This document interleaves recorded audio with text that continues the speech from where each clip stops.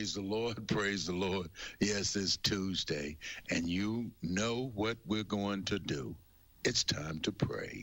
Father, we thank you. Lord, we can't help but to thank you, Lord God. We didn't wake ourselves up. You woke us up this morning, clothed and in our right minds, Father. So we thank you, Lord God, for another opportunity to be a blessing to someone, Lord. We thank you for another opportunity to lift up that name of Jesus.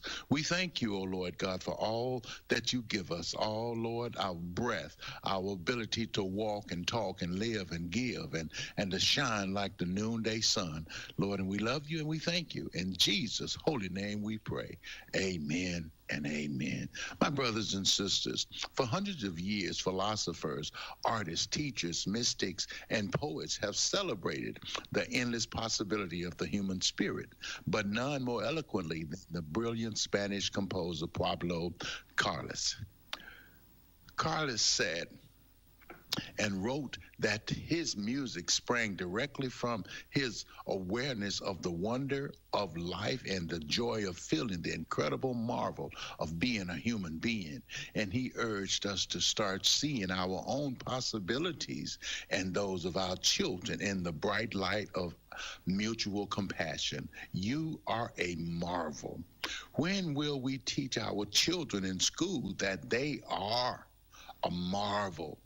We should say to each of them, do you know what you are?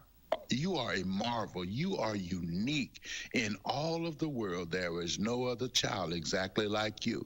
In the millions of years that have passed, there has never been another child like you. And look at your body. What a wonder it is. Your legs, your arms, your cunning fingers, the way you move. You may become a Shakespeare, a Michelangelo, a Beethoven. You have the capacity of anything. Yes, you are a marvel. And when you grow up, can you then harm another who, like you, is a marvel? Oh, praise God. What a mighty God we serve to make us so unique and so different, just like the snowflakes. Every flake is different. God made us. He said, you are fearfully and wonderfully made. And that, my brother and sister, we are. If we have never been amazed by the very fact that we exist, we are squandering the greatest gift of all. And yes, that is us. We cannot afford to squander that. Statistically, the probability of any one of us being born exactly as we are in this precise time and place is so unlikely that your very existence verges on the miraculous and should be a continual source of dazzlement for you. Odds of bowling a 300 game is 1 in 11,500. Odds of being hit by lightning is 1 in 576,000. The odds of getting a royal flush on the first hand of 5 cards is 1 in 649,740. Odds of becoming president of the United States, 1 in 10 million. Odds of winning the lottery is 1 in 175 million. So remember, brothers and sisters, you are so unique, and God made you, and he does not make mistakes. And remember, we can do all things through Christ, and your life has a purpose. So remember this, there is a way out of your mess, and it's JESUS. Be blessed, my brothers and sisters, because you are fearfully and wonderfully made. God loves you. Where can you buy a brand new Nissan with a lifetime warranty? Kingston Pike. Hey folks, Gerald Anderson with Ted Russell Nissan. You heard it right. Every new Ted Russell Nissan comes with a lifetime warranty. And that's a long, long time. Ted Russell Nissan on Kingston Pike. Good morning and welcome to AM 1380 WYSH and Ask Your Neighbor. Ask Your Neighbor can also be heard and seen on our website, WYSHradio.com. And if you are in Anderson, Rome, or Morgan County and have Comcast cable, you can watch Ask Your Neighbor on BBB TV Channel 12. Ask Your Neighbor is the program where you call in and do just that. Ask Your Neighbor. Do you have a comment? Do you have a problem? Or do you have a question? Then call in and ask your neighbor. 865-457-1380 or toll free at 877-711-4005. And for those of you that might be listening or watching on the internet, you can email from our website, WYSHradio.com. Just click on the Contact Us button and email your questions. Now sit back and listen as listeners throughout East Tennessee and the entire world answer your questions on Ask Your Neighbor on BBB TV 12 and AM 1380 WYSH. All right, guys, today, well, actually, last Tuesday was our Ask the Doctor Day. We moved it to this Tuesday. Dr. Ayers is running a little behind. He should be here in the next probably 20 minutes, give or take, and we'll get him on then. I just talked to him. He's running behind, but he'll be here in just a few moments. In the meantime, if there are things you'd like to go ahead and ask, if you'll call, for one, he'll be listening as he makes his way here. He's listening. Two, if you would like to go ahead and call, I'll write the questions down or get them as soon as he gets here, and I'll ask for you. 865-457-1380. Or if there's anything else that's on your mind you'd like to spend some time talking about while we wait on Doc to get here, 865-457-1380 or 877-711-4005. That'll get you on the air with us. And again, we are going to have Dr. Ayers on here in just a few moments this morning. He's running behind. We all do it. In the meantime, why don't you guys light up the phones? 865-457-1380 or 877-711-4005. And like I said, I can get your questions ready to go and registered for Dr. Ayers, and you can talk about anything you'd like on your mind this morning. Just give me a call. Hey, Ball family, this is Stir the Pearl Hen. That's right, DJ Stir the Pearl. Tune in every Tuesday night at 6 p.m.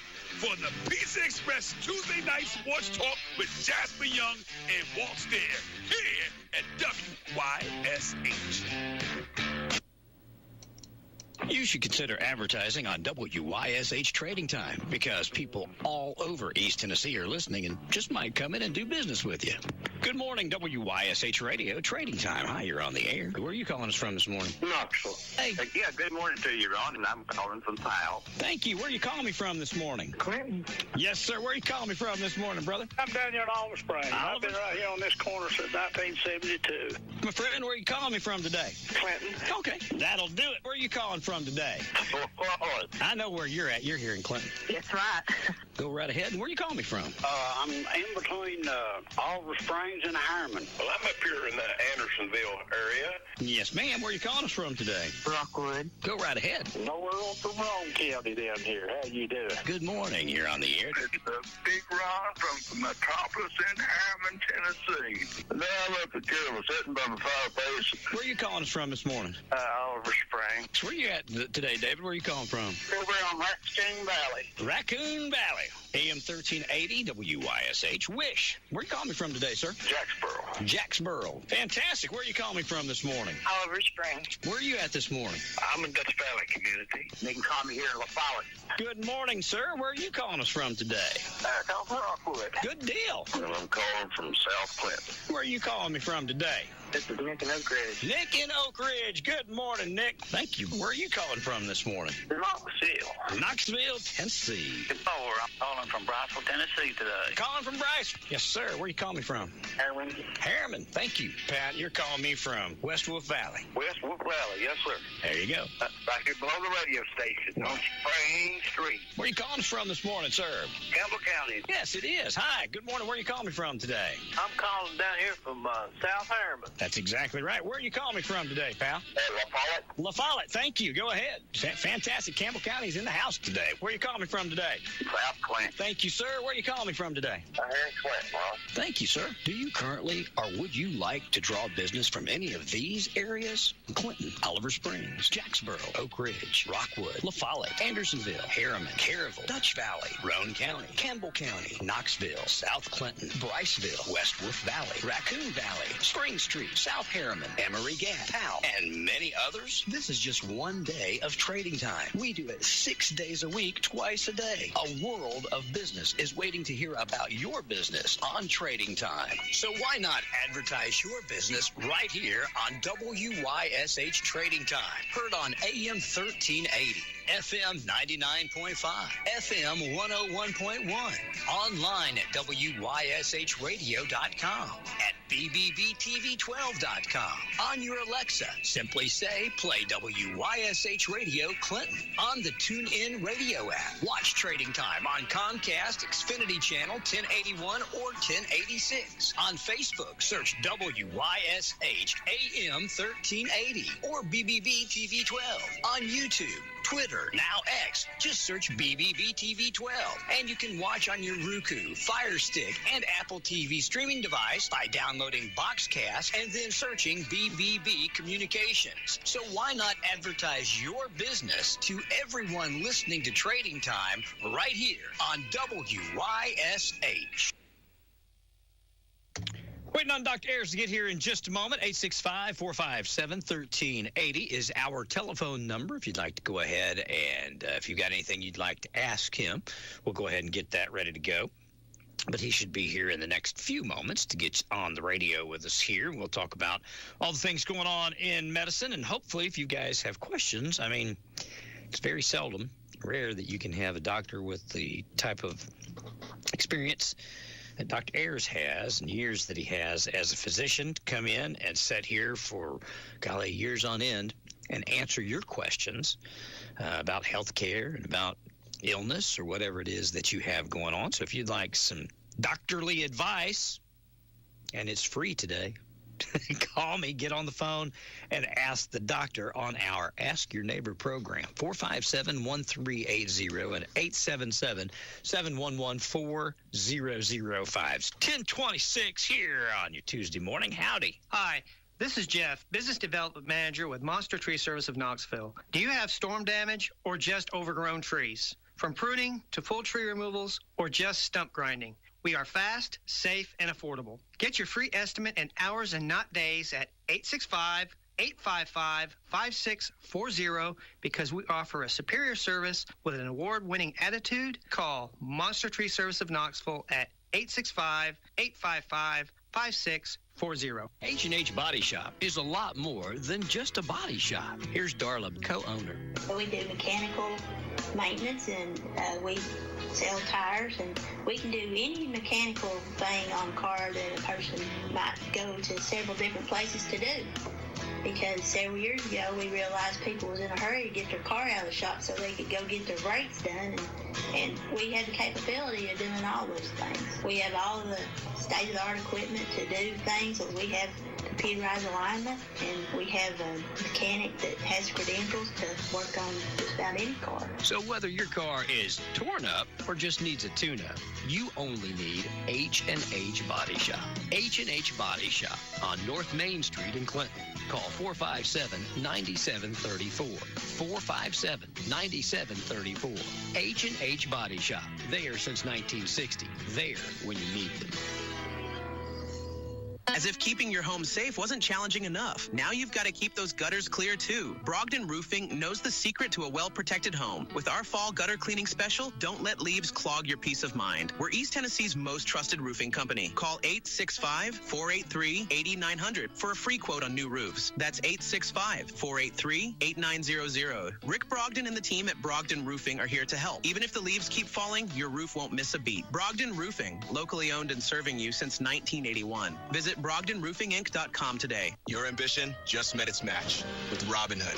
Trade stocks and ETFs, options, futures, and crypto all on one platform. Get started today at Robinhood.com/yourmoney. Your money, your move. All investments involve risk, including loss of principal. Options, futures, and crypto trading carry significant risk and may not suit all investors. Securities offered through Robinhood Financial LLC, member SIPC. Futures trading is offered by Robinhood Derivatives LLC, not FDIC or SIPC protected. Crypto offered through Robinhood Crypto LLC, NMLS ID 1702840, not FDIC or SIPC protected. Portfolio management offered by Robinhood Strategies, an SEC registered advisor. Finding great candidates to hire can be like, well, trying to find a needle in a haystack, but not with ZipRecruiter. Its powerful technology actively finds and invites qualified candidates to apply to your job. So while other companies might deliver a lot of hay, ZipRecruiter finds you the needle in the haystack. See why 4 out of 5 employers who post a job on ZipRecruiter get a quality candidate within the first day. Try ZipRecruiter for free at ZipRecruiter.com/free. That's ZipRecruiter.com/free. 865-457-1380 or 877-711-4005. Dr. David Ayers is on his way up here, and he'll be here in just a matter of moments. If you guys want to go ahead and call in any questions or whatever you might have. In the meantime, I'm going to stop and take a look at news here on the Fox Radio Network, 1030, straight up and down. Good morning, everybody. Paying tribute to Charlie Kirk. I'm Dave Anthony. Fox News today would have been his 32nd birthday. A young guy who was the most brilliant speaker that I had ever met, could really capture a room within moments and change hearts and minds. Tyler Boyer is the chief operating officer at Turning Point USA, the conservative group Kirk co-founded. He'll be there later today when President Trump will posthumously award Kirk with the nation's highest civilian honor. President Trump expects a packed house. He and Kirk enjoyed a mutually uplifting relationship. It was the president who first confirmed Kirk's death and on that same day announced plans to award him with the Medal of Freedom. Fox's Alexandria Hoff at the White House. And Erica Kirk will attend this celebration of life today. Friday marked the 1-month point since her husband's assassination. In Pennsylvania, the man who firebombed the governor's mansion in April, Cody Balmer, just pleaded guilty to attempted murder, arson, and other charges. Governor Josh Shapiro and his family were home, not hurt at the time. A day after Hamas released all the living hostages, it still hasn't turned over the bodies of 24 others, only returning the remains of 4 so far. We've also begun to learn a little bit more about what some of those hostages went through, including one man who said he was basically chained in the same spot in an underground tunnel for almost the entire 2 years, where he says he lost all sense of space and time. Now, all 20 of the freed hostages overnighted in hospitals, many of them choosing to stay outside or on balconies to try and see the stars at night after 2 years in captivity. Fox's Steve Harrigan in Tel Aviv. On day 14 of the government shutdown, there's another funding vote in the Senate, but it may fail like all the earlier ones tend to stand off. Republicans say they want to negotiate with Democrats over health care concessions, but only after the government reopens. Democrats don't trust Republicans, though, to follow through and compromise. Fox's Madeline Rivera. The White House Budget Office, in a post on X, announced it plans to pay the troops and law enforcement and continue laying off other federal employees not working in the shutdown. America's listening to Fox News. Here's the tale of the daily Medfill. Same old pharmacy, same old bill, but those prices kept rising higher still. Till the savings wrangler rode in, cool as can be. Tap Good RX, saving massively. No plan? Don't matter none. Up to 80% off.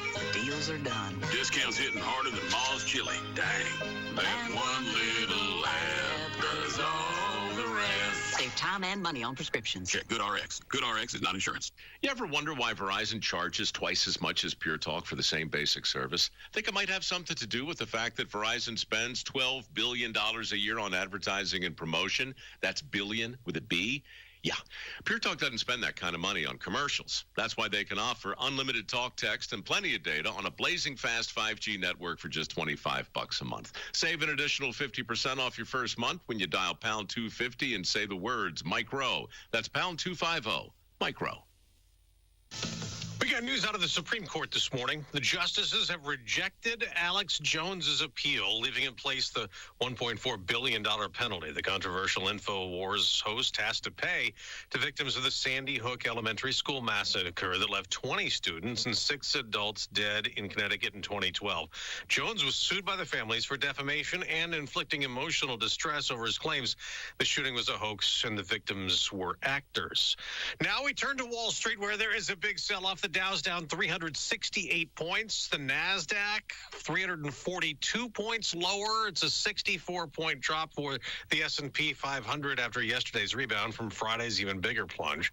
New Trump tariffs take effect today on more imports into the U.S. Upholstered wooden products, furniture, basically 25% is the tariff. Kitchen cabinets, bathroom vanities, everything that's imported, obviously, not made in the United States, but that's imported into our country, that's at 25%.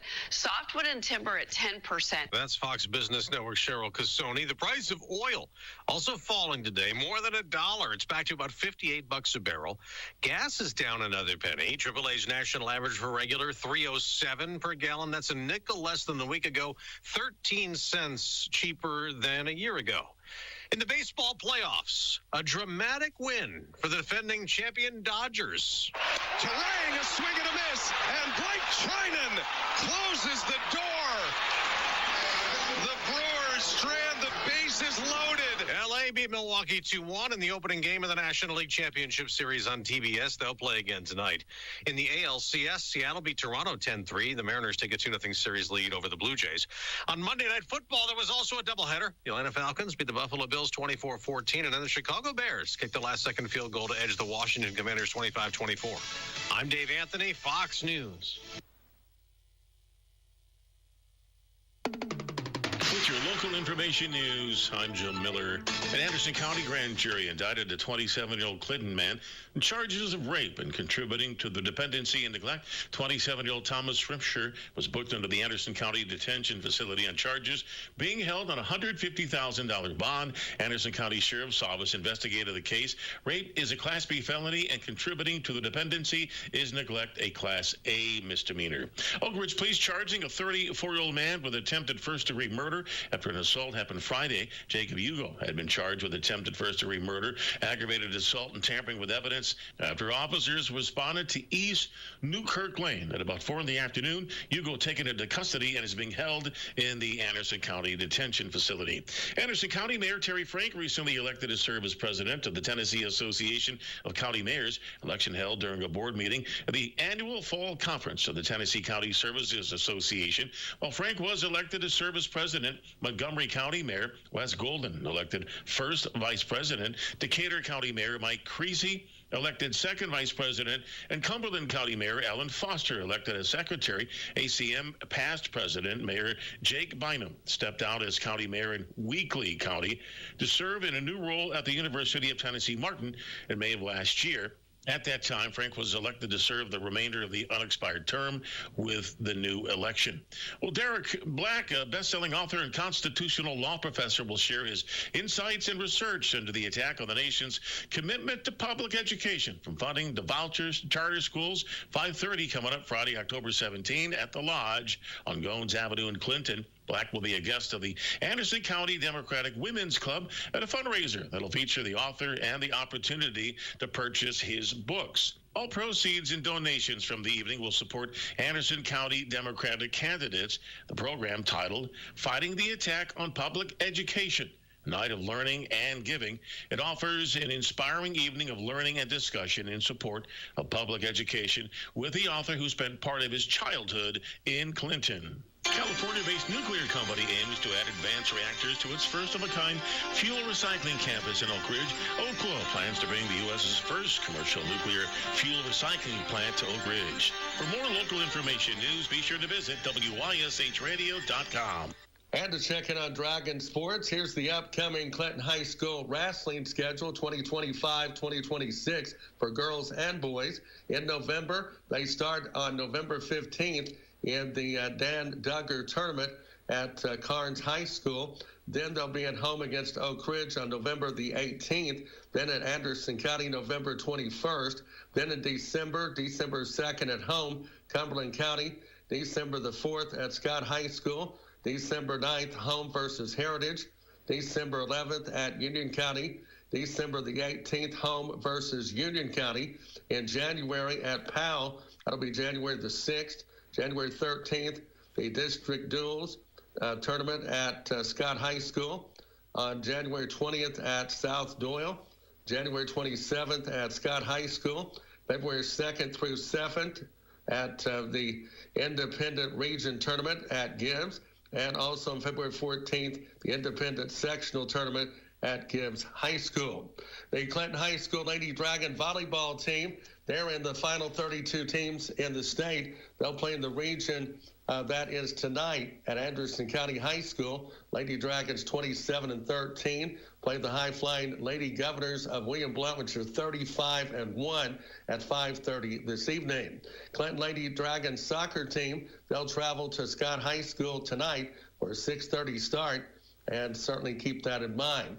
And it's week 9 of high school football. We'll have a preview of that coming up tonight on the Pizza Express Tuesday Night Sports Talk show with Jasper and myself, as we'll have that starting at 6 o'clock tonight on WYSH AM 1380, FM 99.5, FM 101.1, and WYSHradio.com. We'll see you then. It's a wash, rinse, repeat forecast. Mostly sunny skies. Temperatures back into the mid to upper 70s, and above average weather is on the way. That's the story all the way through Friday, but a cold front brings us rain Saturday night into Sunday morning. This forecast is brought to you by Master Battery, and they are more than just batteries. From boosters to portable generators, alternators to starters. Listen, they have what you need when you need it. Give them a call today at 865-947-1500 to get the best prices in town. I'm meteorologist Mike Witcher from the East Tennessee Weather Center for AM 1380, FM 101.1, and FM 99.5 WYSH. Today, it seems like all businesses are being bought up by huge corporations, even body shops. Here's Barry from H&H Body Shop. Yeah, there's a conglomerate that has come in and bought 3 of the major shops in the Knoxville area that were all local before. That's okay, but it's not the hometown stuff that folks around here expect and want. So spend your money with the local folks. We try to, and then you'll still get treated like your family, and what happens to you is important to us. So do business with local hometown folks. No matter if your car needs an oil change or a complete color change. H&H Body Shop, 749 North Main Street in Clinton. Call 865-457-9735. H&H Body Shop, there since 1960, and there when you need them. H&H has been around 56 years. We're Darla and Barry, and we appreciate you dealing with local hometown people that's been there and going to be there. Dr. David Ayers is making his way through construction. He'll be here in just a moment for Ask the Doctor edition of Ask Your Neighbors. So we're biding a little bit of time. 865-457-1380 or 877-711-4005. Those are our telephone numbers. If you'd like to reach out to us, we'd be happy to take your questions this morning. Like I said, Doc is on his way. He's listening as he comes. So if you have a question that you'd like to ask, he'll hear it, answer it as soon as he gets here, or you can wait till he gets here and call us, 865-457-1380. Jay and Jasper, I believe Cookie, I think we've 4 or 5 folks out there. So somebody will answer your call and put you on hold if you'd like to ask a question this morning, or you can just call me directly, 865-457-1380, or once again, 877-711-4005. We're shuffling our schedule a lot. Here around fall, it always happens like this. When I'm on vacation, other folks are on vacation. Sheriff Barker was scheduled for tomorrow. He will be here next Tuesday. So, in the meantime, Sheriff, let me see, Russell is going to be here tomorrow. He's Tuesday. Dr. Ayers was last Tuesday. He's going to be today. I'm having a hard time keeping up. Sports Talk tonight. We'll talk about that for a moment. Who's on with you tonight? We have got in-studio guest Ronnie Miller. Oh, wow. He's a 1987 alumni. He's played and coached and has had 3 other siblings go through the Clinton High School. 4 total, right? Yes. And just wanted to let you know the polls are closed for the voting for the top 100 Clinton Dragons of all time. So do we know the winner yet? Oh, yeah, we know the winner. We're not announcing it yet, though. We're not announcing it, but I guess when do you announce the winner? I think we'll do it for the week of the Powell game next week. Week of the Powell game. All right. Yep. And now, what does our winner get? They just get the recognition to carry that title that they're the number one. How many voted? I saw like 600 or 700 people were in there. I think there was over 630 something votes. Wow, that's cool. That's online. And you can only vote once, right? Right. So you can only vote one per email. Okay. Well, cool. That's we'll all be waiting to see who wins. Yep. Go Vols. That's going to be. What do you think? I'm thinking that they could be overlooking us this year. I mean, Bama is a powerhouse this year. The one that Florida State beat? Yeah, the one that Florida State beat. Okay, all right. But, they started it early. They've been knocking some things about Tennessee on Facebook, but really? I urge all the Tennessee fans to give it back to them. Well, it's Bama week, so there you go. They're saying roll tide roll, and I'm saying around the hole and down the bowls. Well, we got the thing that worries me is having to travel there. That's going to be hard. But we've beat them there before. We have beat them there before. Peyton Manning beat them there every time he played there. Yep. So it's not that it can't be done, just a little harder win today. The year before last at Alabama as well. We came back to win. Just last year. No, we played them at Bama and beat them, I thought. We haven't won 2 years in a row. Google that. Oh, okay. Because when is the last time Tennessee beat Alabama on their home field? I don't know when. I can't remember. David Quainer would know. He's Probably. Mike Hendricks would know. There's somebody calling now. That's Mike. While we wait on Doc here. I can tell by the finger runners. That's Mike. Let me see here. Most recent football game, 2 rivals. Tennessee defeated Alabama 24-17. That was October of last year. Alabama won in 2023 at Alabama, 34-20. Tennessee won in 2022, 52-49 in that last-second field goal. So the last 2 times at our place, we've won. The last 2 times at their place, they've won. Well, the last time at their place they won, then this will be the second time at their place. So we'll see how that yields. I don't know. It just worries me to go down there and play. If we play like we have the last couple of weeks, it's not going to do well. Defense going to have to stiffen up.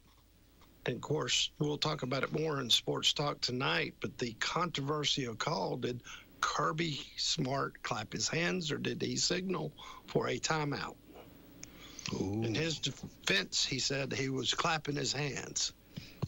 Clapping his hands? That's clapping his hands, calling timeout.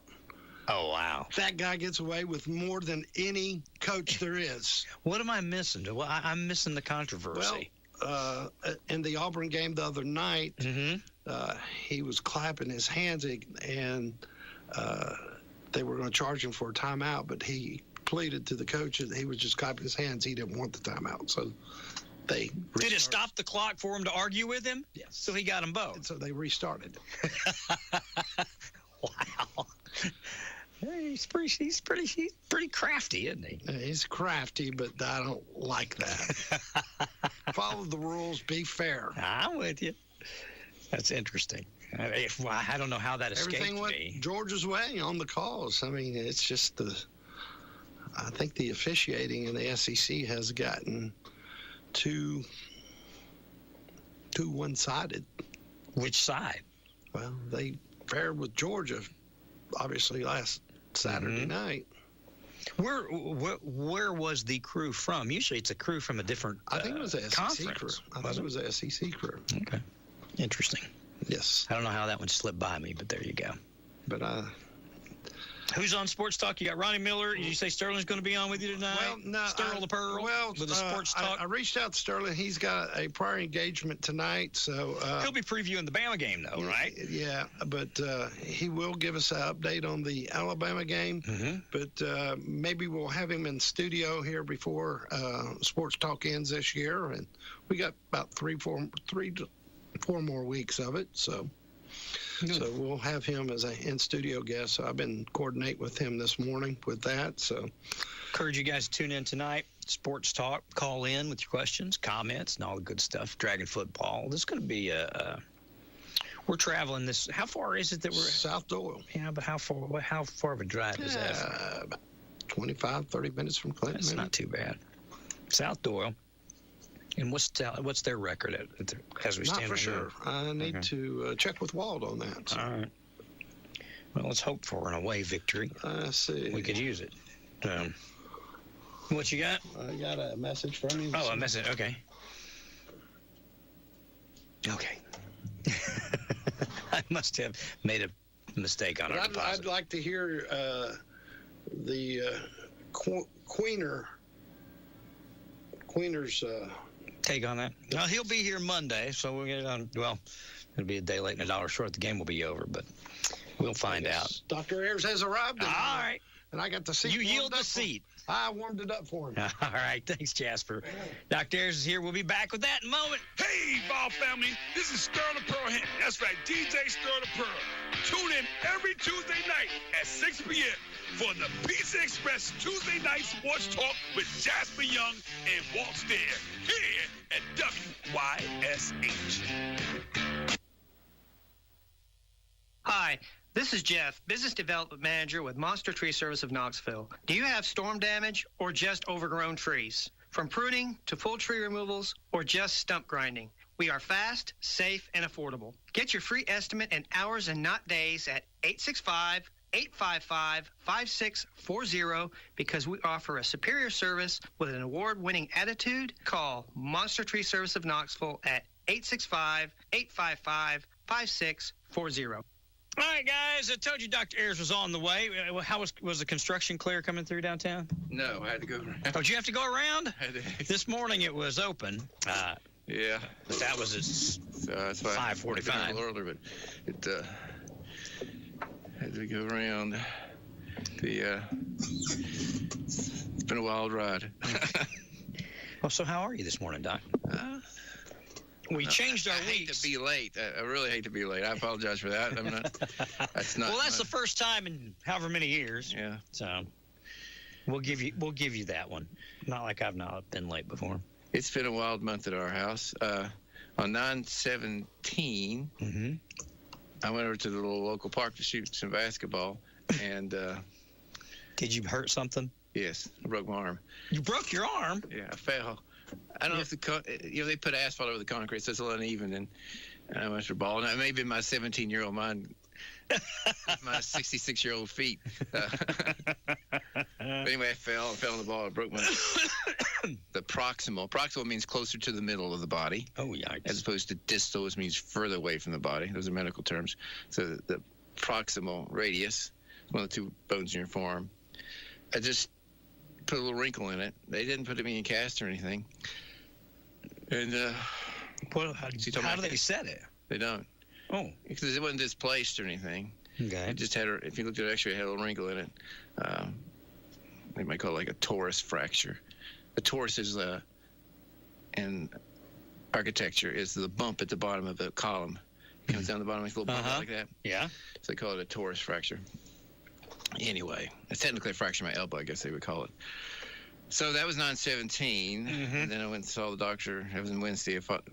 I didn't go to see the doctor till Monday, and then on 9/28 at the same park, I still went back to shoot. I shot with one hand. I had nothing else to do in the afternoons.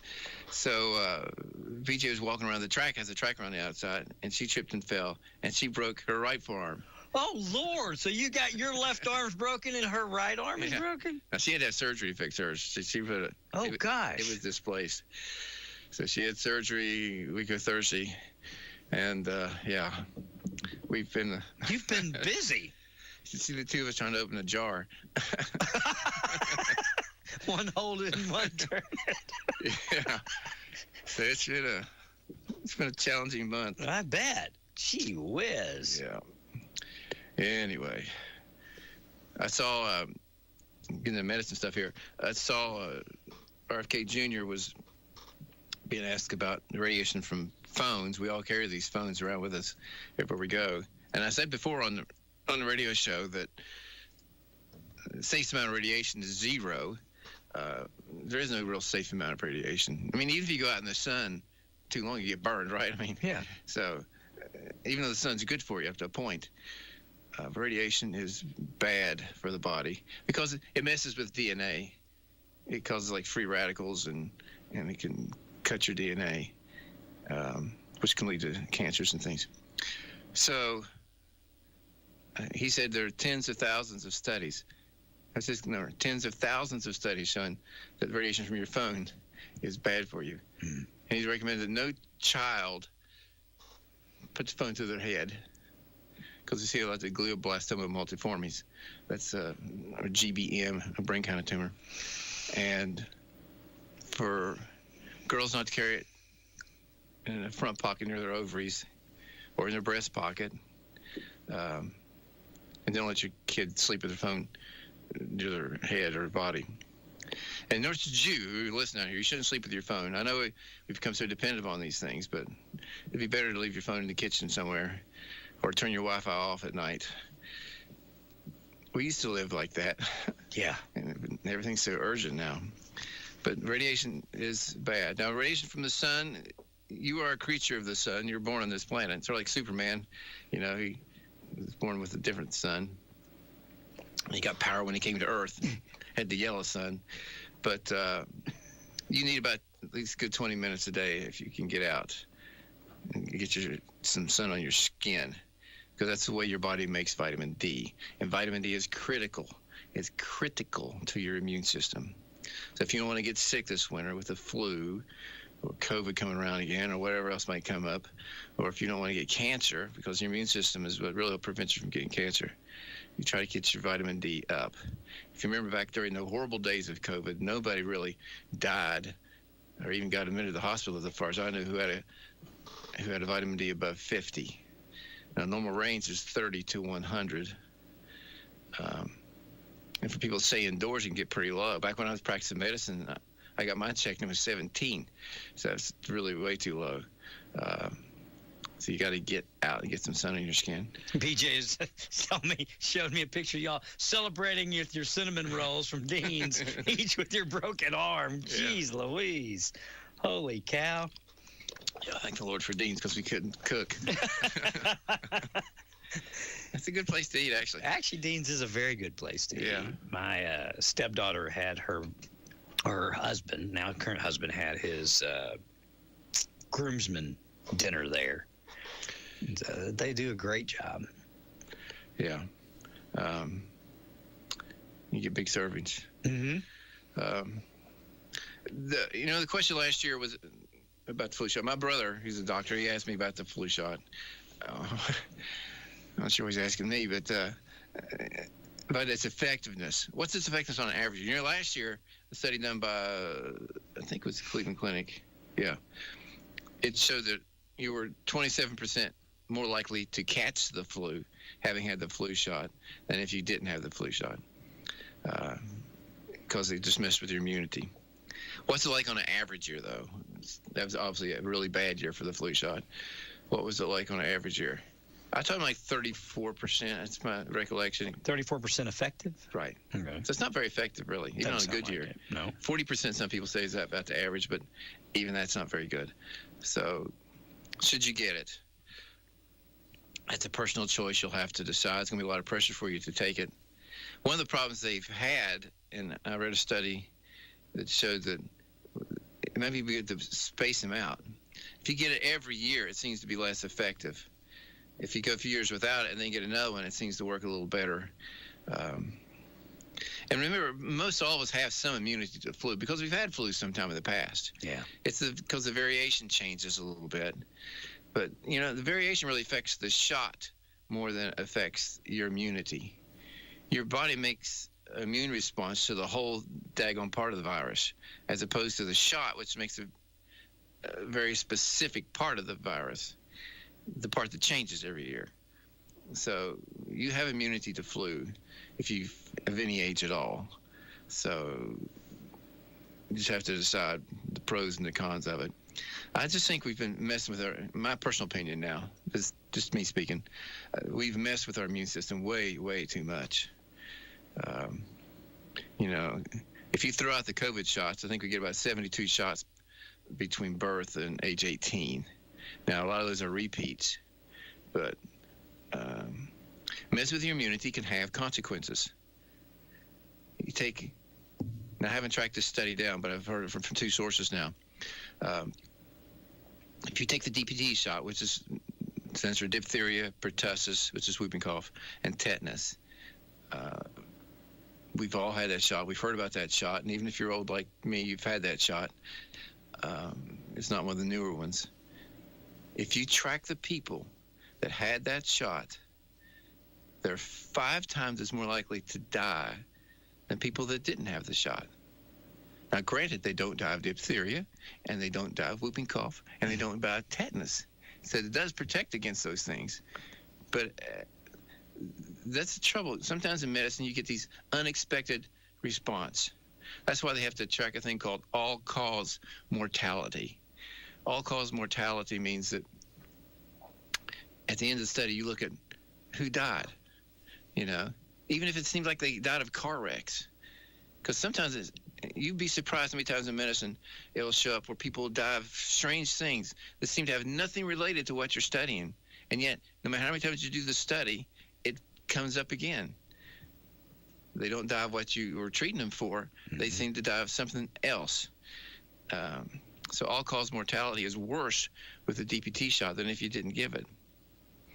And there's a movie you can download on the internet now called An Inconvenient Study.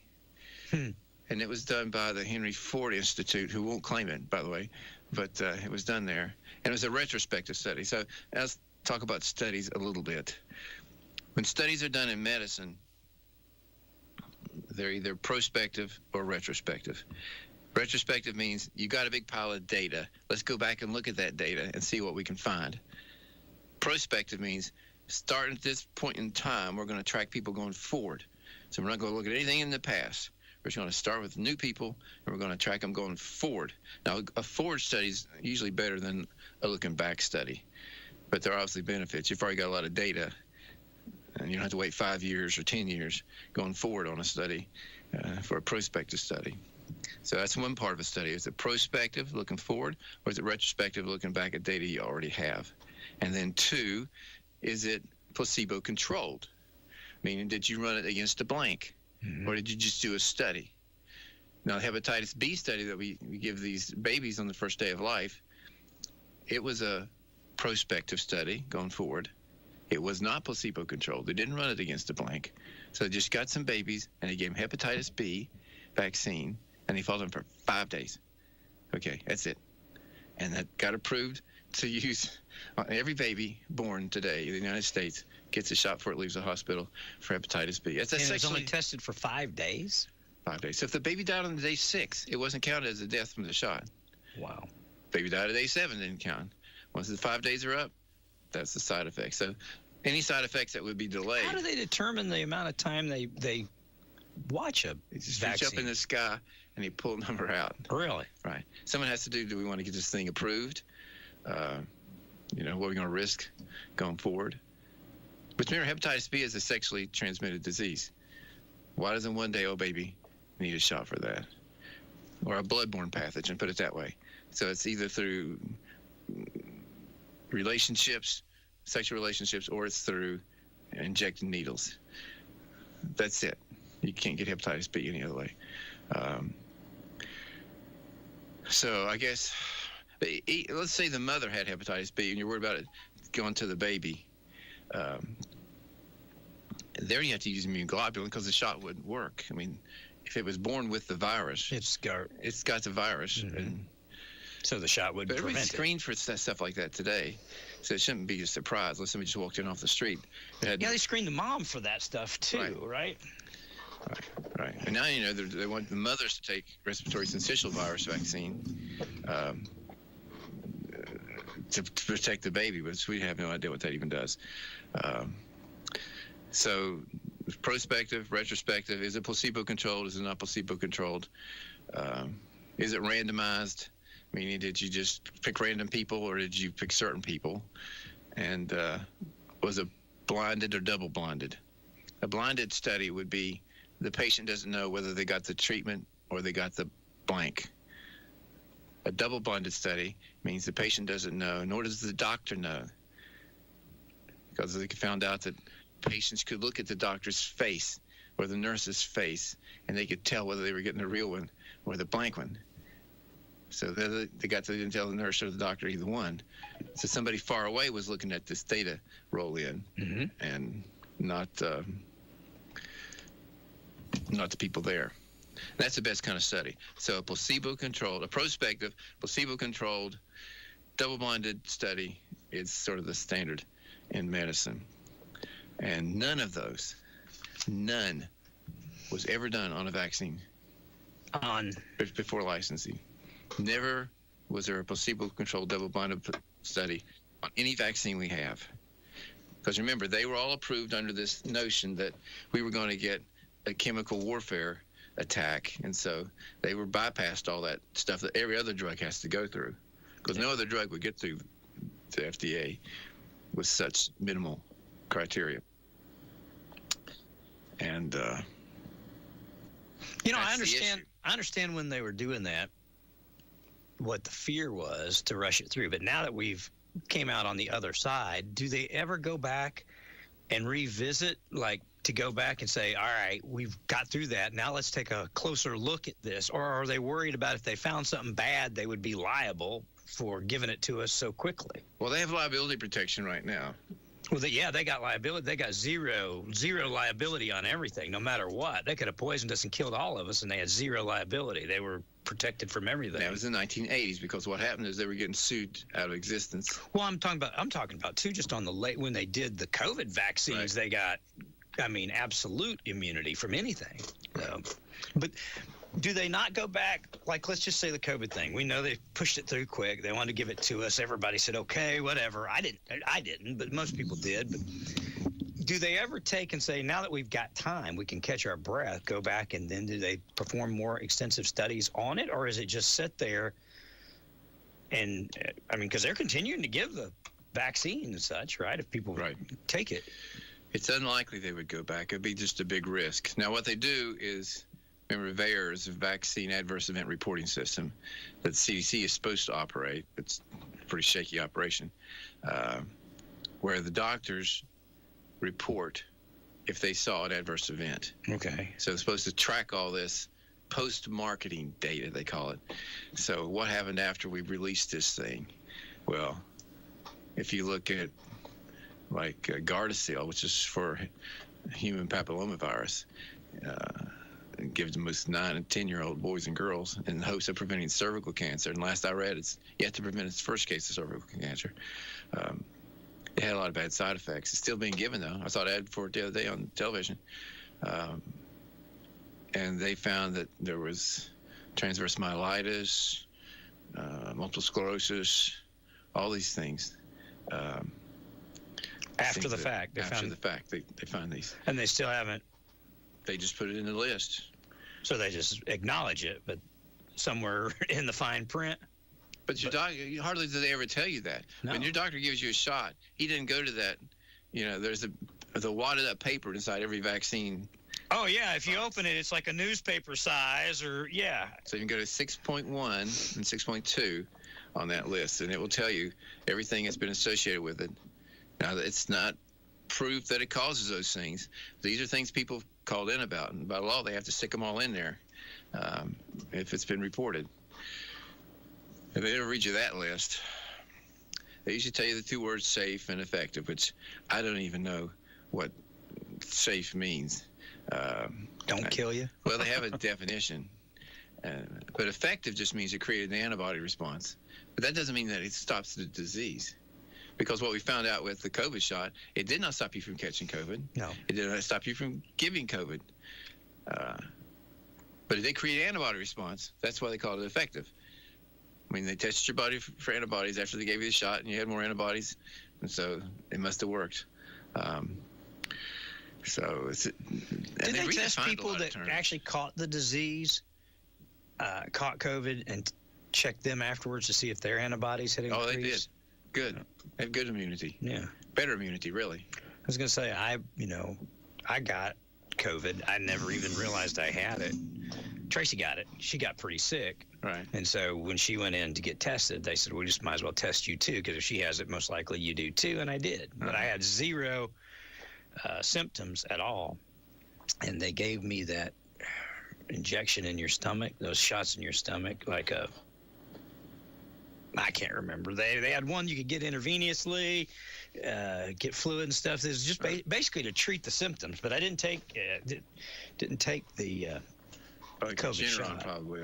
I can't remember what it was, but it was definitely to treat the symptoms of COVID. But the only reason I even knew for sure that I had it later is I lost my smell for about 2 or 3 weeks, but I didn't get sick, get anything. And I've not had it since then that I know of. I mean, I've gotten sick since then. Unless you're like over 75 years old, unless you had a lot of comorbidities, obesity and diabetes seem to be the two worst ones you could have. The death rate from COVID was well less than 1%. I mean, it was pretty small. So if you catch it and you get through it, the antibody, your body you get better antibody response. Because when you get the shot, you're just being made immune to the surface antigen, the spike protein on it. Remember the spikes on the outside of the ball? That's all you're being made immune to, not to the middle part of it. That's called the nucleocapsid. Now, they have some shots now. They say they'll create double immunity to the spikes and the ball itself. But you get real good immunity if you catch it. If it's a man-made virus, can't it be deconstructed by men as well? I don't know that it's a man-made virus. It's a manipulated virus. Okay. They have altered the genetic code of it. That's how they knew it came from a lab. It had altered genetic code in a certain way that was obvious to anybody that studied that kind of thing, that this had been stuck in there. They put stuff in actually to make it more contagious. It's all about bioweapons. Yeah. So they were trying to find ways to make them more contagious. And whether it's released by accident or on purpose, I don't know. But they wanted that shot platform really badly. If you saw the administration the other day, they dealt with Borla, who's the head of Pfizer, about making all these new mRNA things because they think they can treat Alzheimer's with it, treat cancers with it. But if the platform itself is dangerous, which is the question, it's not so much what it made. Well, it's what it made you do, but their plans are big. They've had that thing at least going back to 2012, and they couldn't find any excuse to put it on people because we had safe ways, safe as we can get, I guess, of making vaccines. There's just a way to do it. That's the way everybody did it, and it worked to some degree. And you couldn't justify bringing a new platform to make a vaccine. So, and the platform you're talking about is where they shoot us with something, and then it's supposed to work to make our body produce. Talking about how they made it. Yeah. The way of making a vaccine. There was a way of making a vaccine that was accepted, and that's the way we made them. And then we got this new way, but we couldn't justify thrusting that on a bunch of people because the old way still worked. Right.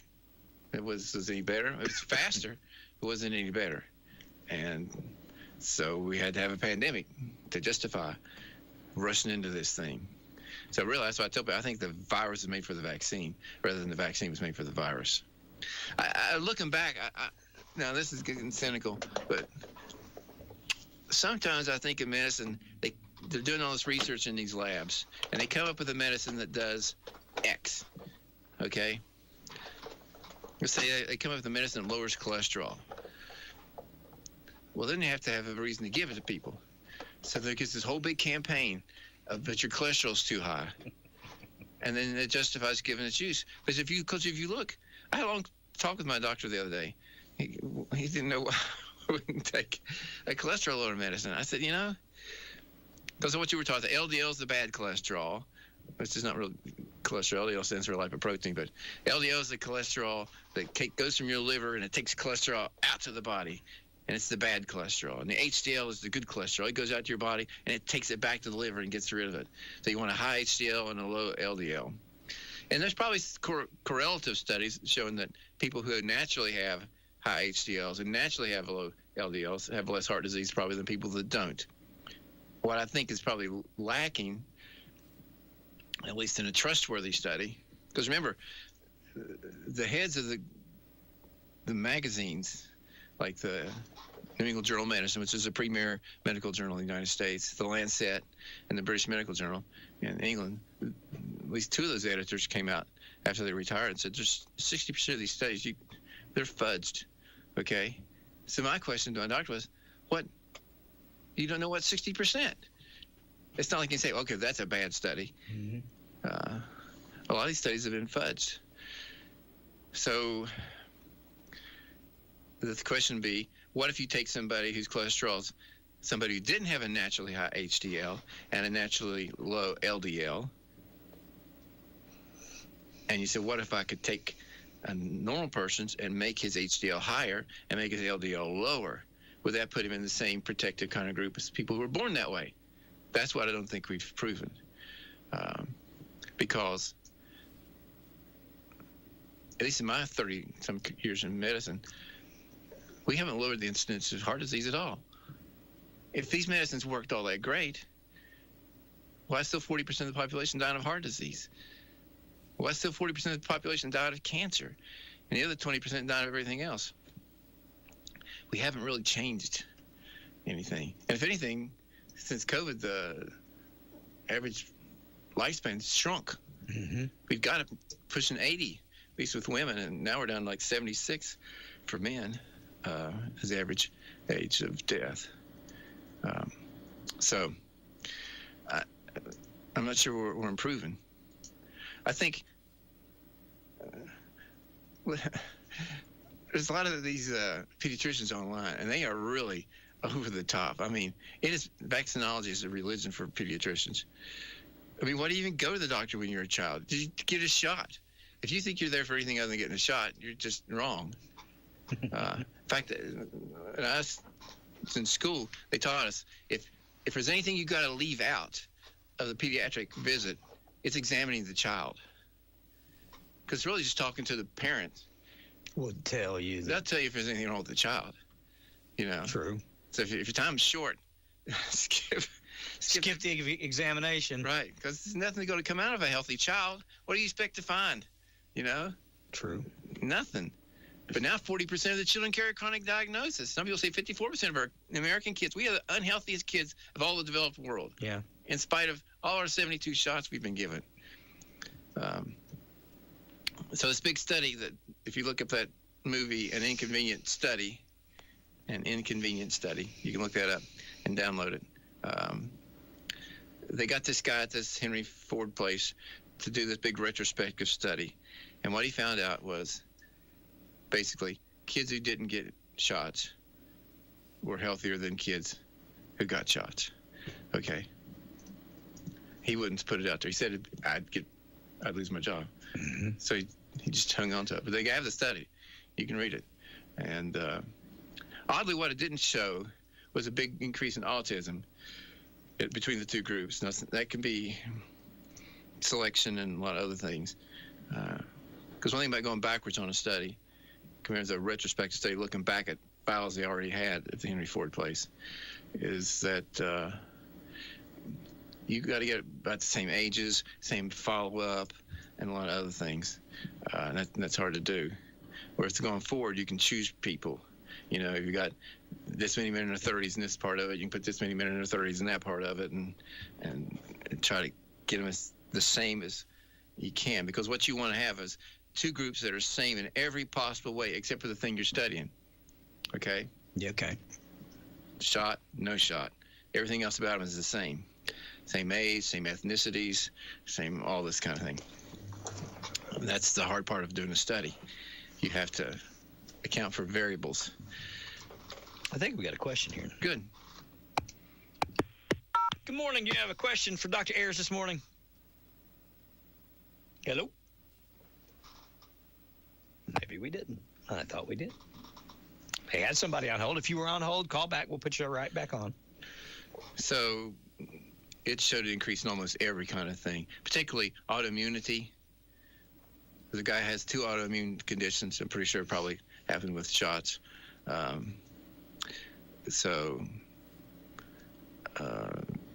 If you got any autoimmune condition, which would be like rheumatoid arthritis, lupus, scleroderma, psoriasis, all these conditions where the body's immune system attacks part of itself, those have gone up tremendously with all these injections. Let's try this again here. It looks like they're back. Let's try to see if it is.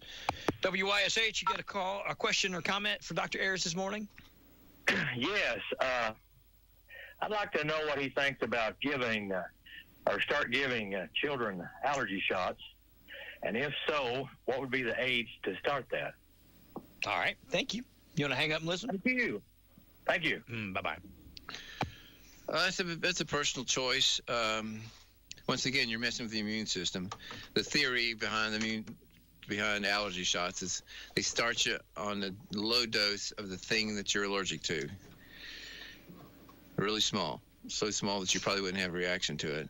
And then they gradually increase the dose to where your body develops a tolerance for this particular allergen, maybe cat dander or mites or whatever. And over time, you develop a tolerance to it, and then you wouldn't be so allergic to it.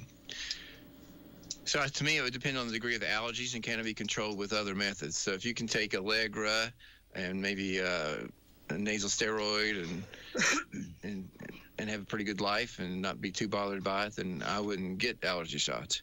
But for the people who, in spite of doing everything possible, all the other medicines that we have still have problems, then I think it's a consideration. Depends on quality of life issues, how bad's it affected them. Okay. For some people, I've seen it work really well. The question is, do you do the shots at home? That's the iffy proposition, because if somebody has a bad reaction to the shot and you're at the house, that's not good. So usually they have to go to the doctor. So that means like once a week, they have to go to the doctor's office, sit in the lobby, wait to get your shot, and then wait 15 minutes, see if they have a reaction to it, and then go home. That can be a drag. Sitting in the lobby of a doctor's office is a good way to catch something. Yeah. So you have to weigh all those factors. But I have seen kids do real well with it, and I've seen some people just get tired of coming. Good morning. Welcome to Ask Your Neighbor this morning. Do you have a question or comment for Dr. Ayers today? I do. Thank you. You're welcome. Go ahead. Okay. I'd like to ask him about what upper respiratory tract infection, what all does that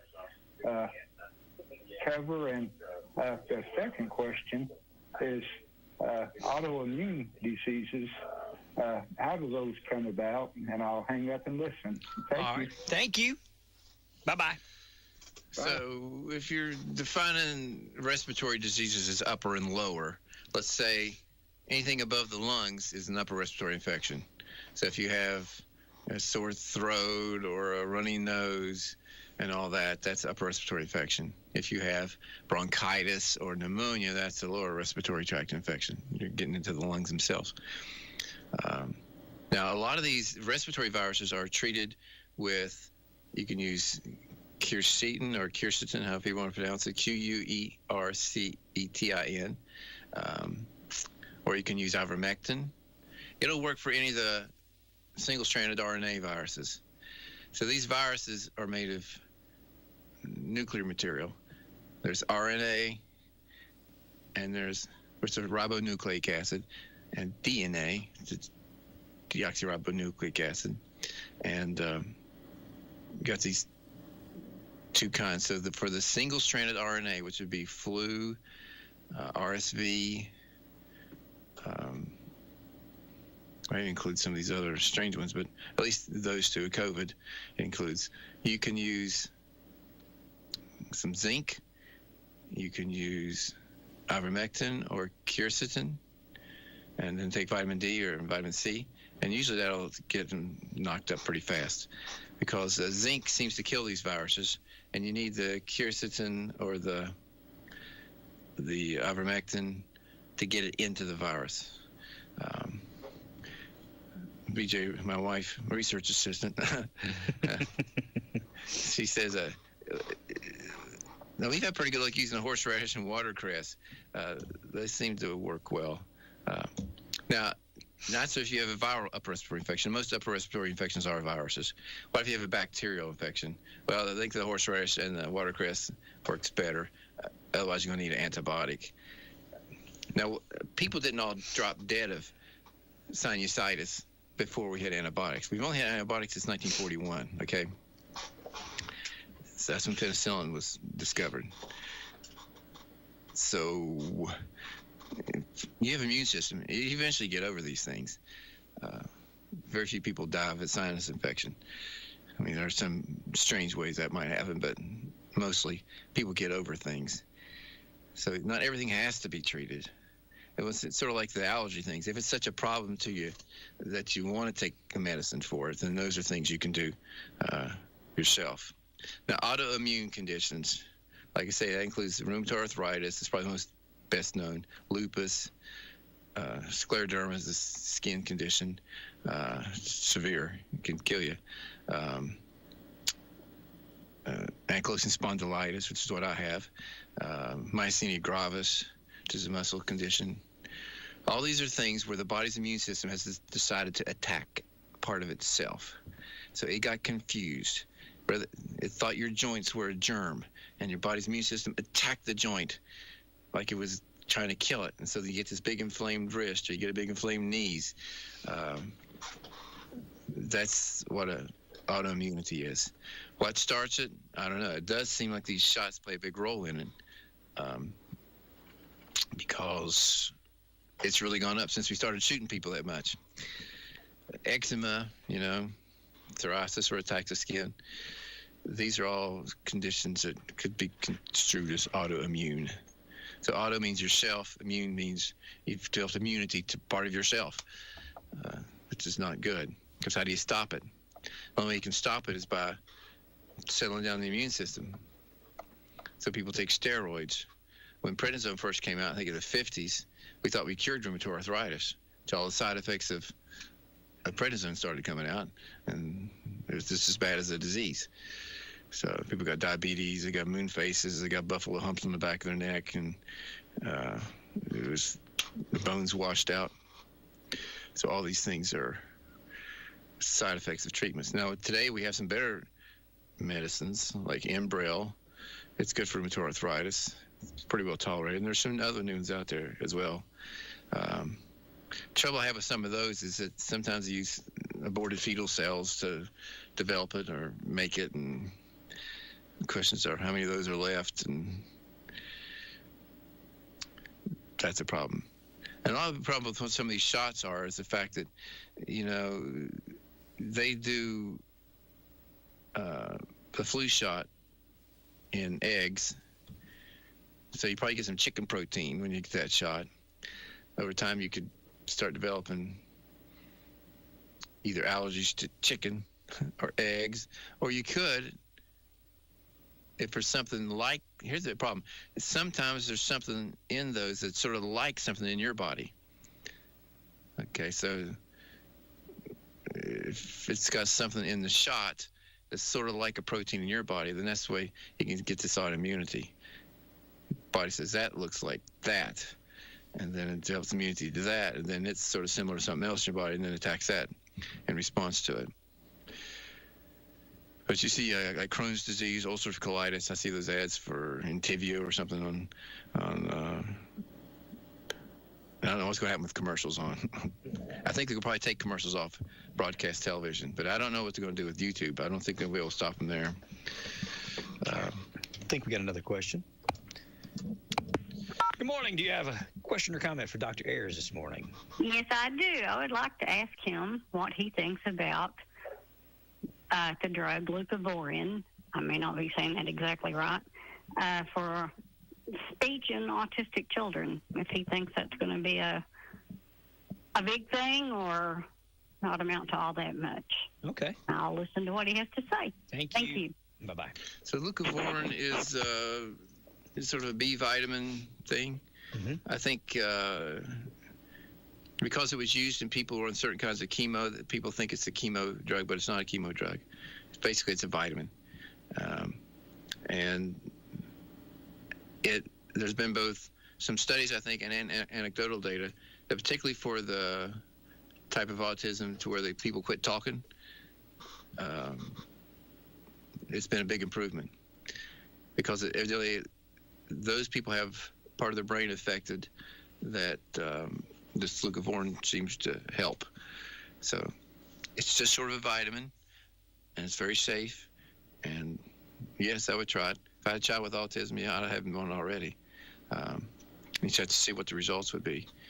But I've seen people, well, at least online, write in to where their kid hadn't said anything for years, and they put them on leucovorin and it started talking. That came out, I guess, when they made that big talk with the president and RFK about what causes autism. They talked about that being a possible therapy. So it's very safe, and it's not a chemo drug. They say they use it in certain kinds of chemo to help fix the body from what they're breaking with the chemo. But it's not a chemo drug. It's just basically a vitamin. Yeah. Remember, guys, if you have questions, call us 865-457-1380 or 877-711-4005, and we'll stop what we're doing. Doctor, try and answer your question for you. So one of the issues with pediatrics is, what if most of your patients are healthy? How are you going to justify them coming in? That's a problem. To me, no, this is just me. Mm-hmm. Haven't done family practice. So I did family practice. That's why I tell people my knowledge is as broad as the ocean, as deep as a farm pond. I know something about a lot of things, but about nothing. But having treated kids for years, really, I like family doctors because you don't have to find another doctor when your kid gets 18 or 20 or whatever. Sure. And the doctor knows the whole family. He's treating you, the mom and dad and all the other brothers and sisters for outpatient stuff. I think pediatricians shine for inpatient problems. When your child is so sick they're on a ventilator. Yeah, I'd want a pediatric pulmonologist for that. I wouldn't want me managing it, though I've had to some. But when your child's really sick in the hospital, I think that's where pediatricians shine. They're basically hospitalists for children. Gotcha. For all the stuff that comes up in the outpatient, honestly,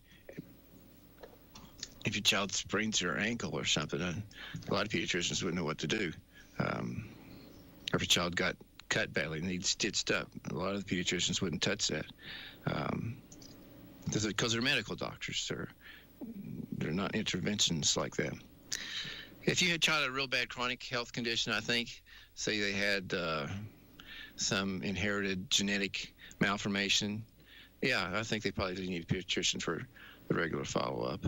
But for the average healthy child, probably could do well in same family practice. But see, here's the issue. When you go to the doctor and you get your shots, somebody at your insurance is keeping track of your doctor. And they're saying, Dr. Bob there, 75% of his pediatric patients are up to date on all their immunizations. So Dr. Bob's going to get a check in the mail for meeting a certain guideline. And who gives him the check? The insurance company. Gotcha. Because they want their people immunized, with the thought being that if we can get them all immunized, then we won't see sickness and extra doctor visits. Gotcha. So they reward them for being immunized. That's why your pediatrician may throw you out of the practice if you choose not to get shots, because you're going to mess with his numbers. right? It's not that he doesn't like you or that he probably even cares whether you take a shot or not. Some of them really do, but some of them really don't. But you do affect their income if you get too many of people who start refusing shots, and I think it's going to be an issue going forward. And curiously enough, all this started with COVID. I mean, not that we didn't know this stuff, but there was no way you could even touch the holy grail of vaccines before COVID came around. It's because COVID came around that we're even discussing vaccines. We should have been discussing them, because if you heard the president's speech on that, it wasn't 20, 30 years ago. It was like 1 in 10,000 kids had autism, and now it's like 1 in 31 or something like that. It's astronomical. It's mostly boys, by the way. And they don't know that we haven't figured out what's causing it, or at least it went up straight with the number of shots. We do know that. Okay. So that's going to be the thing. If they can show a direct shot correlation, I just think we don't know enough about these shots, and we need a moratorium until we get some more data on them. I don't think anybody. I mean, you hear these cases of measles, and everybody all freaks out, but everybody had measles when I was a kid. It didn't matter, Sure. It's not the end of the world. We have ways to treat with vitamin A. You can treat measles. I didn't even know that when I was a kid. I didn't even know that when I was practicing medicine. I remember, either measles or chickenpox, one didn't have any symptoms except for the actual bumps. I didn't feel sick. I remember one of the two, I was still able to function and play outside, and right. Wasn't around other kids. Had parties, to be sure you caught it. Somebody in your block got chickenpox. They went down and had a party so everybody could just get it and get it over with. If they would argue that chickenpox gives you shingles later in life, because that virus never leaves your body. It's a double-stranded DNA virus. So those viruses, once they get in your body, they don't leave. That would include Epstein-Barr virus, which causes mono, cytomegalovirus, which causes its own trouble. It would involve herpes 1 through whatever up to now, 6, 7, 8, 9, 10. Those viruses, that once they get in your body, they stay. And they can come out again, just like herpes can come out again. So chickenpox, it can come out again. And when it comes out again, we call it shingles. So it's like having chickenpox just in one spot of your body. But it comes out along a nerve, so it's really painful. And if it comes out in your face, that can be extraordinarily painful. If it comes out in your eye, then you might have to get a cornea transplant. So shingles is not a small thing. I wouldn't take the shingles vaccine. It's a live virus. So vaccines come in live viruses and kills viruses. So MMR, measles, mumps, rubella, and chickenpox/shingles, those are live viruses. Some polio viruses are live viruses. So in theory, you could catch the disease from the shot, and a certain number of people will. Yeah. That's why we use the shot now for polio, because it's a killed virus and you can't really catch polio from it. It doesn't work as well as the oral polio virus, but it works good enough when there's no polio to be caught, which is one of the issues in the United States. We don't really have polio in the United States. We don't have really a lot of these diseases. I didn't see a single case of diphtheria in all my years of practicing medicine. I'm sure we got a treatment for it, if we did. A lot of the world immunizes against tuberculosis. We don't do that here in the United States because we don't have any tuberculosis hardly to make it worthwhile. And once you get immunized for it, then we can't test you for it because the little skin test, everybody be positive if we got immunized. And that's the way we check to see if people have it. Hang on here a second. Good morning, WYSH. Do you have a question or comment for Dr. Ayers this morning? Yes, good morning. Good morning. My dad just had a complete hip replacement, and he has not been himself. And I was just wondering, is that normal? And he's been hurting down the back of his leg.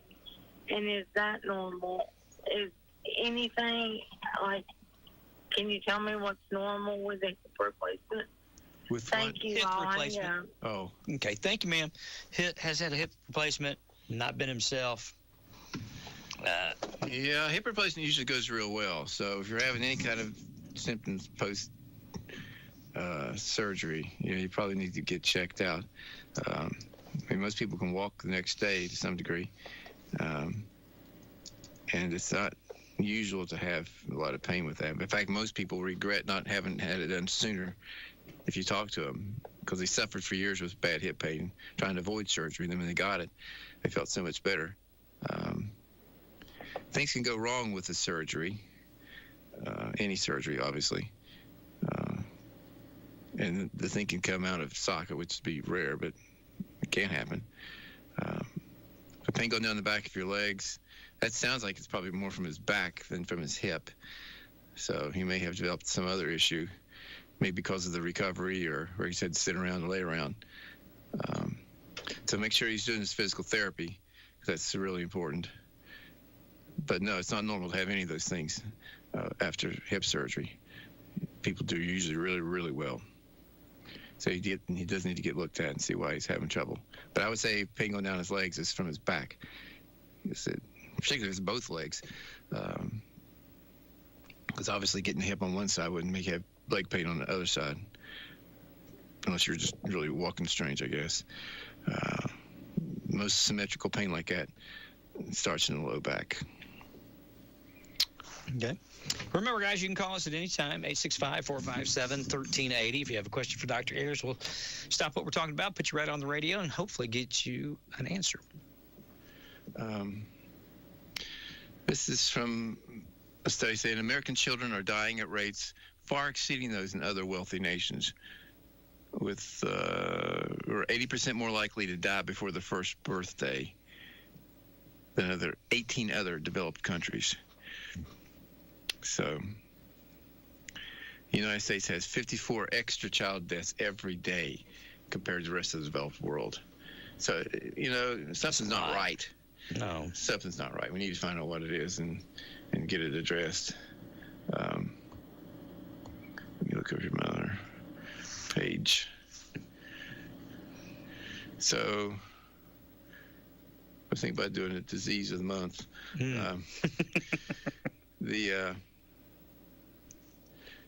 I don't just keep banging on vaccines, but it's that time of year. They're begging for you to get a shot. Every time you go to the pharmacy now, they get a piece of paper almost that says these are shots you might consider getting. I just think we need to pause all that.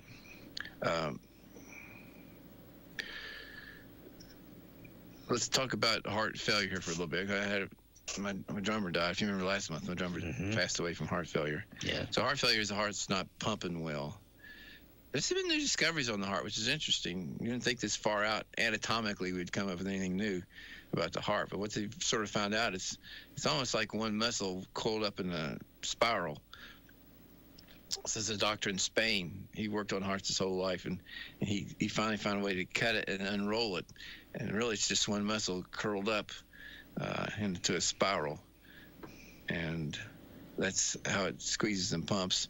And like I say, it seems to give off electrical output that you can pick up even off the surface of the body.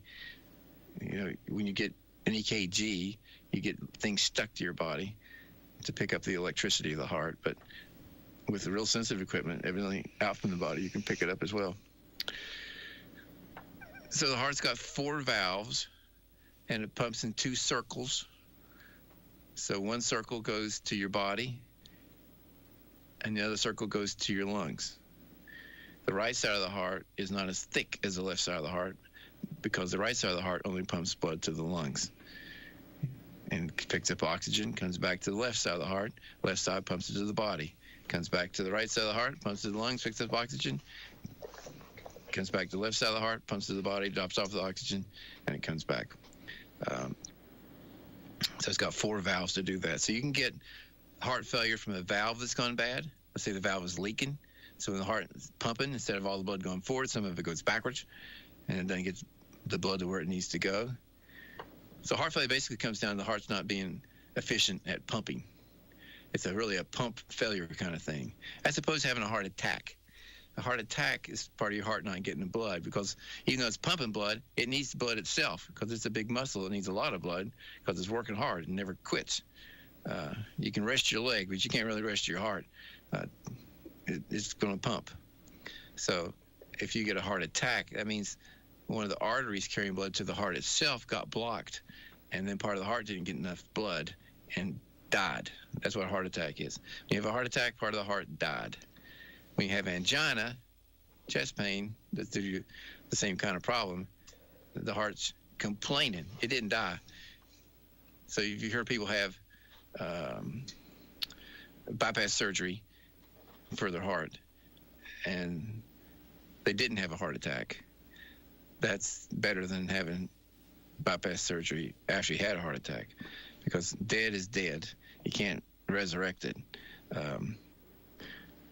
But if you get heart symptoms like shortness of breath with exertion or chest pain with exertion, then you may want to consider getting looked at and seeing if you need something done, like a stent or something put in. So before part of the heart dies. The trouble is, after part of the heart dies, say in a heart attack, then the heart didn't pump as well, and you can get heart failure from that. Probably most of the heart failure in the United States is due to hypertension, or so they say, high blood pressure. So if your heart's pumping against a lot of pressure all the time, at some point it wants to start giving out. It says, I can't do this anymore. But when your heart squeezes, it squeezes out about half to 3/4 of the blood with any given beat. It doesn't drain itself. It's not like wringing a rag at the, when you're washing dishes and you're trying to get all the water out of it. It's not like that. About half the blood to 3/4 of the blood go out with each beat. So if you get less than 40% with each beat, that's how we define heart failure. So if your heart's pumping out less than 40% with each beat, that's called congestive heart failure. Really, whether you're having symptoms or not, though you probably are if you exert yourself.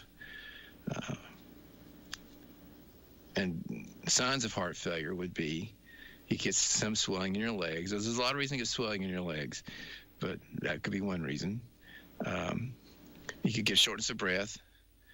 You might wake up at night, feel like you've been smothered, and you sit up, you start to feel better.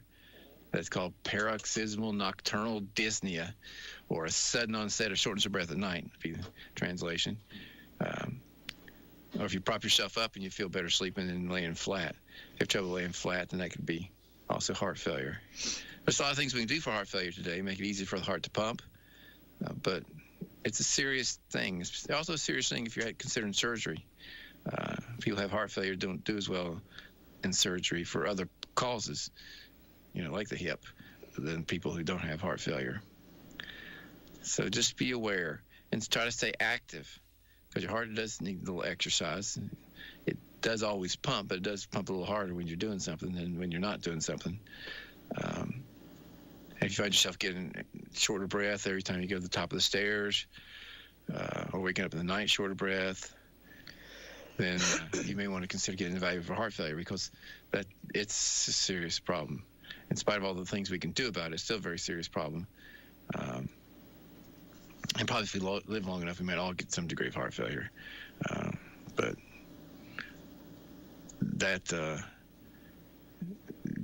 don't ignore symptoms, particularly shortness of breath with exertion. That's called an anginal equivalent. Because people say, I never have any chest pain, but they get shortness of breath when they do something. That's the same thing. And the doctors of mine, shortness of breath when you exert yourself and chest pain when you exert yourself are the same problem. So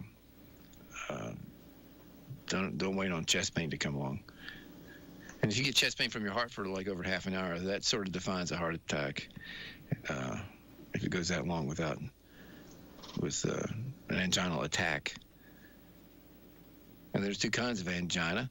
There's the predictable angina. If I go up these stairs, I'm going to get chest pain. That's one kind of angina. Unstable angina, first one would be stable. Unstable angina would be you get random attacks of chest pain from your heart. So that's much more serious than the predictable kind of angina. Like if you walk a mile, you're going to get some chest pain. That means you probably have some kind of blockage, but it's stable. as opposed to unstable angina where it's not predictable. That has a bad prognosis. Actually, same prognosis as having a heart attack. There's really no difference in the outcomes of people who have unstable angina and those who have had a heart attack full-blown. But a lot can be done these days. A lot can be done. You don't have to suffer like that. So for some disease you want me to talk about, you can call and tell a radio station or go to, I think it's Dr. David Ayers on Facebook, and tell me we can talk about some other thing or some treatment if you're interested in. Sure. In the meantime, 865-457-1380, 877-711-4005. If indeed you'd like to ask Dr. Ayers a question, this is your opportunity to do so, and we'll try and get you an answer. Anything else this morning? They want us to eat these bugs. The what? They want us to eat bugs. Okay. It's a big push for that. They can keep that. I'm not eating bugs. Yeah, well, since not on stuff, purpose. You have to look at some of the stuff. You go to the store, it's already in there. Some of this happens to me on the motorcycle sometimes, but it's rare. One of the problems they're having is they did a thing called a parasitological evaluation of edible insects and their role in the transmission of parasitic diseases to humans and animals. So they went to these factories where they grow grubs or cockroaches or crickets, whatever they're trying to put in our food. Mm-hmm. And they find that in these places, I forget what percentage of them, it was around 2/3, I think. Mm-hmm. In the growth medium and stuff they used, there were diseases that people could catch. So the sick bugs. Well, the bugs not make you sick, but they may carry disease and make you sick. Great. I guess is the question. And how are we going to control for that? Are people going to get sick? I don't understand the push to eat bugs. I mean, it's got to do with, well, first off, they don't want you eating cows. Climate control cows? There was a study just came out of the University of Nebraska showed that cows were actually carbon negative, meaning that they used less carbon and they gave off produce oxygen. Yeah. And they gave off oxygen and other things that they were actually beneficial to the environment. We've been eating cattle forever. Mm-hmm. And to suddenly say that they're the problem is just ridiculous. But they usually say stuff like that when they try to modify your behavior. So Bill Gates started pushing that. He was the first one. Of course, then he was making artificial meat. So he had a reason to want you not to eat cows. Artificial meat hasn't really caught on. No. It's died everywhere it's been tried. Yeah. Nothing like a good old steak. Nothing like a good steak. Mm-hmm. Yeah, I always when I smell people grilling out, I always think it's what God smells when they offer sacrifices. And as I said, it's a sweet smelling savor to God, and that's what it smells like to me too. It smells like chicken. My neighbor cooks out. I mean, I've got somebody cooking out around me all the time. So usually on pretty days in the afternoons, I can smell somebody cooking out, whether it's burgers or something. And it smells good. Always. Yeah. So the other trouble with eating bugs is chitin, C-H-I-T-I-N. Mm-hmm. That's what their exoskeleton's made out of.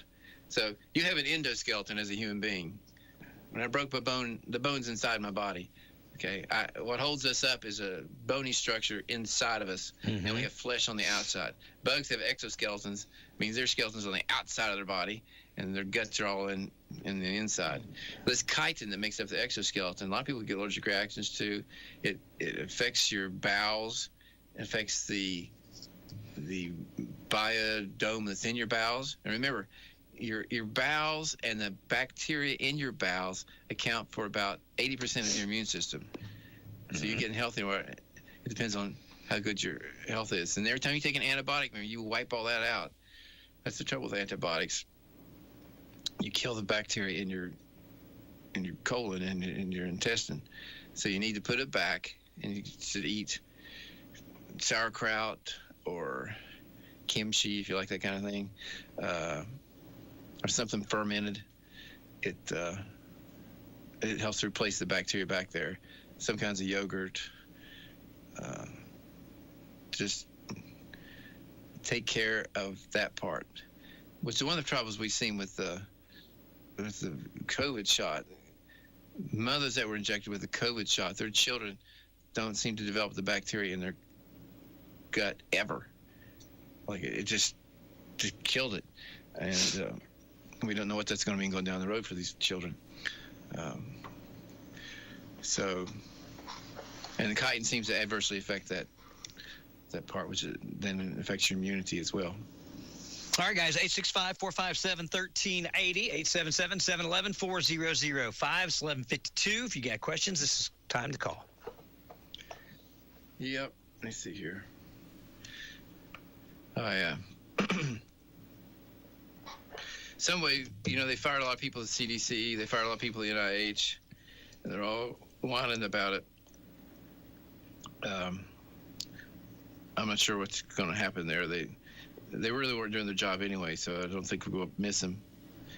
I was going to say, since the government shutdown, I think VJ and I both noticed, and you can go outside and look today, there's no chemtrails. There's not been chemtrails. Blue skies. There's not been chemtrails in 5 days. I mean, not one. You can't find a jet. So did all the planes quit flying?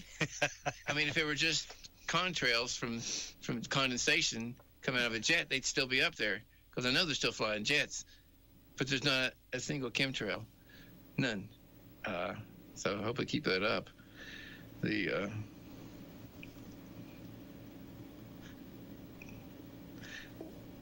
On the verge of medicine, there's this chlorophyll. So if you have a condition like thalassemia, where you have to get transfusions all the time, or maybe you have CLL, where you get transfusions all the time, there's trouble with transfusions all the time. You get iron overload at some point, because even though the blood gets all chewed up and you need more blood, the iron that was in the blood stays in your body, and you can get iron overload diseases if you have to have frequent transfusions. So some people are trying to say, well, chlorophyll's a lot like hemoglobin, and it sort of is. So what if we ate chlorophyll, or drank chlorophyll? So you can get chlorophyll in a liquid, and it seems to work better with coconut water. So if you get coconut water, like 80%, get a glass, and 80% of the way up, fill it with coconut water, then the last 20% fill it up with chlorophyll. It seems like those people did better and needed less transfusions. So if you're somebody who gets frequent transfusions, which is a small percentage of the population, you might want to consider that. A big study came out of South Korea showed that the 1-year risk of cancers associated after the COVID-19 shot was very large. And that's one of our concerns. Because you mess with the immune system, which it does, remember, your immune system keeps you from getting cancer. And we've seen all these, what we call turbo cancers, where people show up with stage 4 cancer. These people showed up with like a local cancer, and then it spread. And that was a bad sign. But now they showed up with it already spread all over. Or people that had been cleared of breast cancer. I will say this, and I'll stop. I think I said a while back in our church there in West Virginia, we had a fella come in on oxygen, and my wife noticed that he looked sick, and he said he was on hospice for metastatic esophageal cancer. Okay.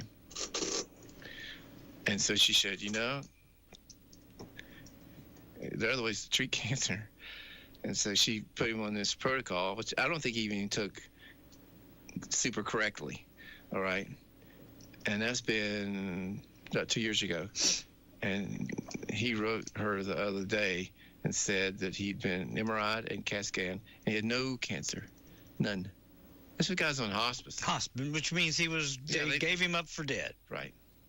So it's never too late to give it a try if you're out there. And I would probably go to either Florida Shark Man, or my wife will tell me what the other one is. There are other places you can find these treatments, and you could sort of find stuff over the counter and treat yourself. I mean, personally, I would probably try that. first. If I,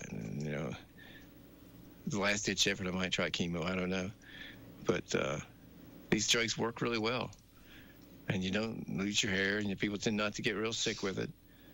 Like within 2 weeks of doing it, that guy was out working in his driveway, mowing grass. Wow. So not every story's going to be that good, and probably not everybody's not going to work on everybody. I don't know anything that ever does work on everybody, but the numbers are pretty good for these. And they're not the kind that's what a protocol of ivermectin, and what? There's a whole bunch of stuff. Okay. Yeah. I can have it put on the Facebook page. Yeah, Dr. David Ayers' site there. Okay. It's probably up there already, but yeah, you can get a. I mean, why not? Why not? If you're sitting out there on hospice and you don't feel like it's your time to die, then why not give it a whirl? It's worked a lot. I know we have 3 or 4 people we've been following, and hardly any of them do it just how they're supposed to do it. They all want to fudge it a little bit, but they're pretty much all still here. Yeah. And then I have a cousin. His mother took. I have to look this up. She took some fruit that they use in Africa. Certified. Let me see. I can't remember the name of the fruit.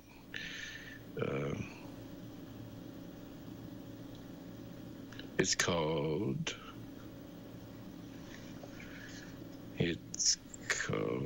Soursop. Soursop? Sour. Soursop. It looks sort of like a green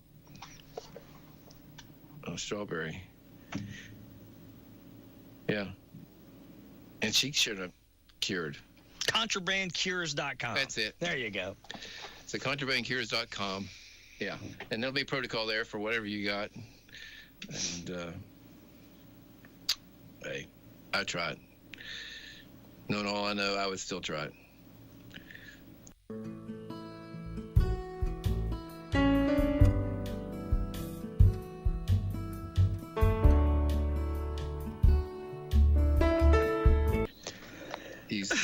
Use the term cure. Yeah. So that's what I would do. So I'll stop with that. It's noon. Okay. Everybody needs to get some lunch. Right at it. All right, then. We'll do it on the first Tuesday of next month. So if you guys have questions, you can reach out to us. You can wait till Doc gets here and calls. Whatever you want to do, we'll try and get them answered for you. Dr. Ayers comes in on the first Tuesday of every month and has been for a long time, trying to answer any questions that you might have. So keep that in mind. And if you can't be here next month, then you can send me your questions and I'll ask and we'll get an answer for you and get it to you somehow. In the meantime, enjoy your day. Thanks for hanging out with us, and we'll be back here tomorrow. Sheriff Barker was supposed to be here, but we've moved him to Tuesday, the 21st. I believe that's when he'll be coming in. So we may have open phones tomorrow. I don't know. My schedule's all bamboozled. That's all right. We'll get it worked out for